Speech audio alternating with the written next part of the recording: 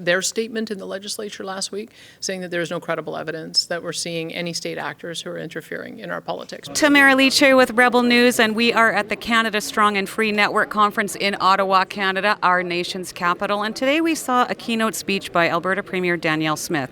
She also sat on a panel with Jasmine Lane from Manitoba discussing the appetite for our energy around the world. I had an opportunity following that to ask Premier Smith a question, and here's what she said.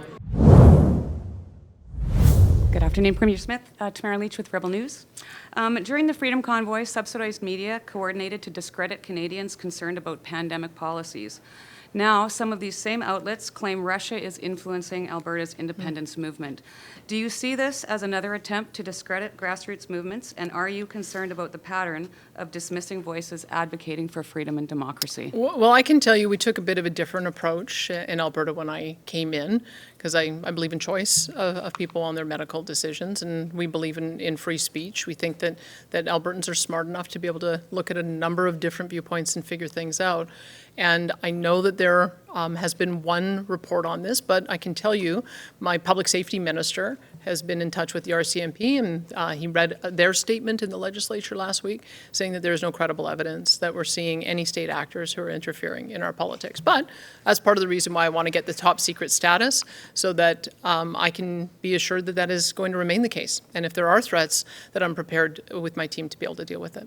I want to know a little bit about your question. You phrase it to link the Freedom Convoy with the separatist movement in Alberta and how they try to demonize both and discredit both movements. Can you a little bit explain to the viewer why did you choose that question to Danielle Smith? Absolutely.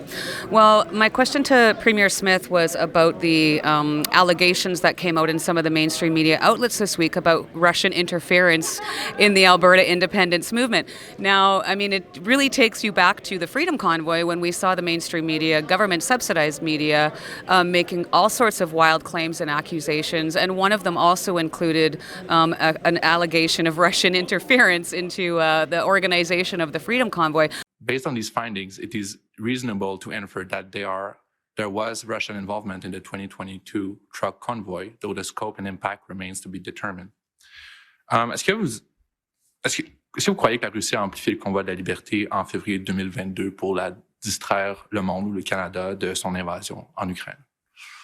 Je suis certainement d'accord que la Russie a amplifié le chaos et les désaccords et différends au Canada autour du convoi. Ils sont très opportunistes à ce niveau-là, qui vont amplifier tout désaccord ou différent, surtout dans notre démocratie, dans nos processus démocratiques. Mais ayant vu ces activités de RT, y compris dans les informations les plus récentes qu'on a eues sur le groupe Tenet,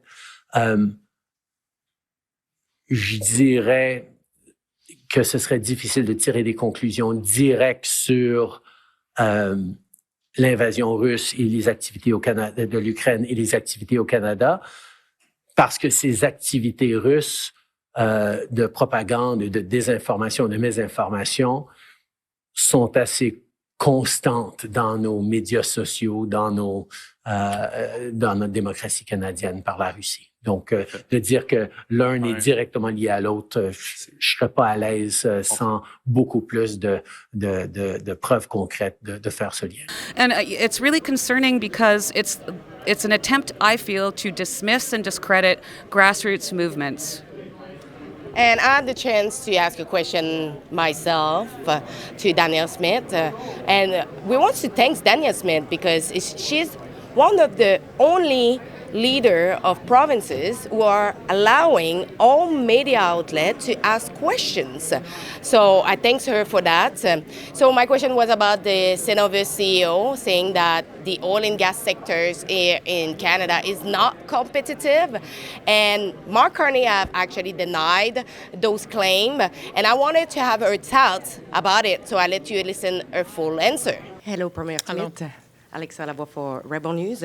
What is your response to the Cenovus CEO saying Canada is no longer competitive in the oil and gas sector and blaming the federal government for it? And Mark Carney's reaction that it's not true. I would say that we do have a higher cost to develop our resources than other jurisdictions. When you're on tidewater, it's just, and don't have to build extensive pipelines across vast territories, you just do have a lower cost. That's part of the reason our Western Canada Select is discounted, is that you have to take into account the cost to get it to market. That being said, what we are hearing from our trading partners is with the uncertainty caused by the conflict in the Strait of Hormuz, they actually want to diversify their suppliers for their own certainty and guarantees. Will they be prepared to pay a premium for that? I think they will. And that's what we're going to see. I think that the uncertainty that has been caused and the disruption that has been caused, and in some markets, the potential for shortages, I think that has really caused a lot of our trading partners to look at Alberta and look at Canada and say, can you be part of our answer? So we will always be a higher cost basin.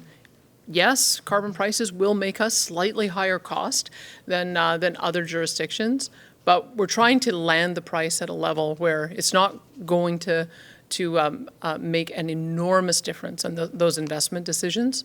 Some of the previous framework would have, but I think we're going to try to land on a place where, yeah, it'll be an additional cost, but we think we'll still be able to attract that investment for the reasons I said. I hope you enjoy our coverage, and if you want to support us, there is one way to do it. It's at rebelfieldreports.com. On this website, you can donate what you can to support your favorite independent media. And as well, don't forget to subscribe and let a comment in the comment section to let us know your thoughts. Thanks for watching.